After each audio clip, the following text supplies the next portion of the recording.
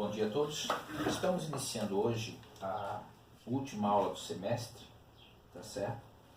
E essa última aula do semestre, ela começa discutindo o problema da rolagem. Tá? Então, o que seria a rolagem? Seria um pneu, por exemplo, tá?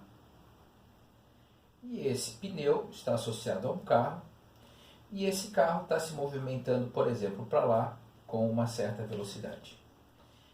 Esse pneu ele está sofrendo duas situações. Ele está rotacionando com uma certa velocidade angular, tá? Mas ao mesmo tempo ele está indo para frente. Então a rolagem aqui, a gente vai supor que não está tendo escorregamento aqui, então quer dizer que ele está indo para lá tranquilão, e esse pneu também não está quicando quando, por exemplo, você vai arrancar um carro com muita tração e aparece esse problema. Tá? Então vamos pensar o seguinte: se eu usar única e exclusivamente a rotação pura, o que eu vou observar para esse pneu?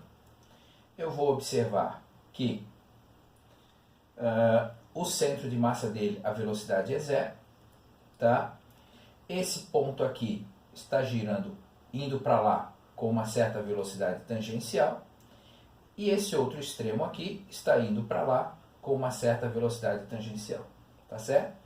E todos os pontos, independente de quais sejam, estão girando com uma velocidade angular ômega. Nesse caso aqui, estou supondo para lá. Bom, só que além disso, ele tem a translação.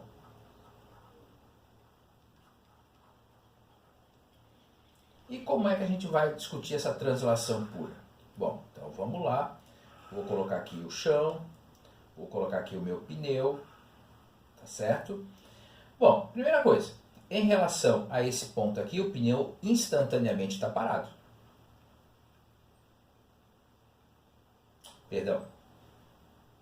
A translação pura faz com que todos os pontos do pneu estejam indo para o mesmo lado e com a mesma velocidade. Certo? Que faz com que o pneu saia daqui e venha, por exemplo, até aqui. Agora, quando eu somo esses dois movimentos, olha só o que acontece. Tá?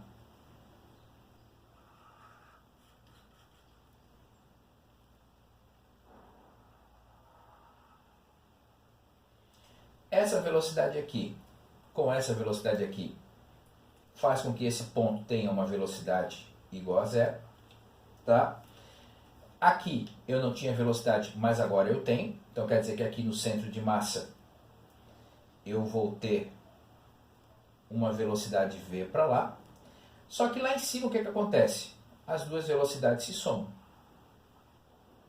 Tá? Então essa velocidade aqui, ela é duas vezes a velocidade do centro de massa. Então, quando eu vou analisar essa composição aqui, é isso que acontece. Na rotação, eu tenho velocidade para lá, velocidade para cá, v igual a ômega vezes r. Aqui, na translação, eu tenho todos os pontos indo para lá. Agora, quando eu junto as duas, o que eu observo é essa situação aqui. Um ponto em contato com a Terra, com a superfície, que está parado instantaneamente, mas eu tenho um centro de massa que está rotacionando para lá, com a velocidade v, dobrou a distância, dobrou também a velocidade. Tá? Então isso é que a gente precisa tomar cuidado. Ok? Bom, por fim, eu tenho que ver com vocês o momento angular. Tá? E o momento angular de uma partícula vai ser o nosso L minúsculo. Tá? E o momento angular de uma partícula, de momento linear P e massa m e velocidade linear v, é uma grandeza vetorial definida em relação a um ponto fixo por meio da equação. Então, o L vai ser o R vetor P. Então, olha só, se é vetorial, vamos lembrar o seguinte. Aqui está o vetor posição. Tá? Aqui está o vetor momento linear. Certo? Então, quer dizer que R vetor P vai estar uma grandeza, nesse caso aqui, saindo, né, do plano da tela do computador, tá certo? Então, novamente, eu tenho que usar a regra da mão direita, já que isso aqui é um produto vetorial, tá? Então, se eu faço e reorganizo isso, então L vai ser a massa, lembrando que P é massa vezes velocidade, vezes o R vetor velocidade, tá? Se o meu objetivo é calcular esse meu momento angular, tá? Então, o módulo do momento angular, ele vai ser R vezes M vezes V vezes seno de θ. Bom, por que nesse momento aqui eu acabei dando um salto um pouco a mais aí? Da mesma forma que acontecia anteriormente, aqui só é relevante a velocidade tangencial ao raio, assim como já acontecia com o torque. Tá? Então, isso a gente precisa tomar esse certo cuidado, tá certo? Bom, se eu sei como é que eu calculo o momento angular de uma única partícula, eu posso calcular o momento angular para um sistema de partículas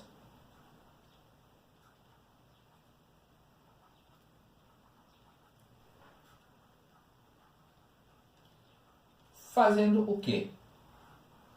Fazendo a soma. Então, o L maiúsculo, o sistema angular, o momento angular total, do L1 mais o L2 mais até chegar ao meu Ln, que seria a última partícula. Tá? Então, quer dizer que vai ser o quê? Um somatório do I de 1 até N do meu Li. Tá certo? E o que acontece aqui? Quando eu passo a fazer isso e eu faço a derivada, então o que acontece? O dl dt vai ser igual ao somatório do I de 1 até N de dl e dt. Só que esse dli dt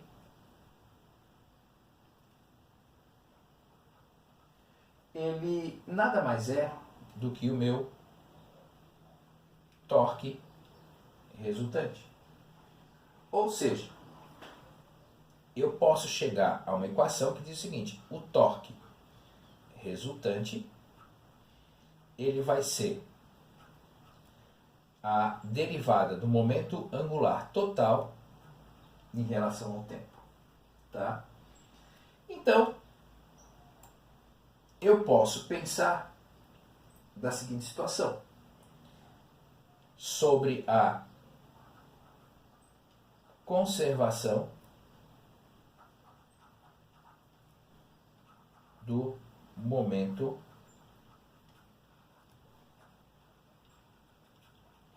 angular. E se eu não tenho, se eu estou num sistema isolado, eu vou ter a seguinte situação: o momento angular inicial é igual ao momento angular final. E por que isso é importante? Isso é importante porque, por exemplo, veja a bailarina. Quando essa bailarina ela encolhe os seus braços, você consegue perceber que, ao encolher os braços, houve uma mudança no momento, do momento de inércia dela. E se houve uma mudança no momento de inércia dela, por conservação do momento angular, ela passa a rotacionar mais rápido. Tá certo? O mesmo acontece, por exemplo, nessa outra situação. Ali está a senhora sentada numa cadeira, e essa cadeira tem uma plataforma que pode rotacionar, e ela possui nas suas mãos duas massas. Então, essas massas, quando são aproximadas do corpo, fazem com que ela gire mais rápido, tá? E quando são afastadas, para conservar o momento angular, ela passa a girar mais devagar.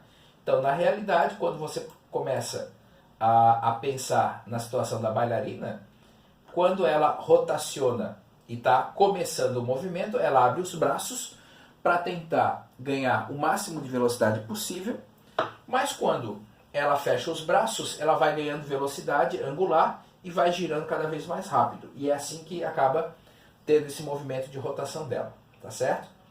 E aqui tem um outro experimento, que é o seguinte. Você tem uma cadeira que pode rotacionar livremente aqui no chão, né? Ela tem uma rotação dela. E a pessoa está segurando aqui uma roda de bicicleta devidamente adaptada. Então, o que vai acontecer? O professor vai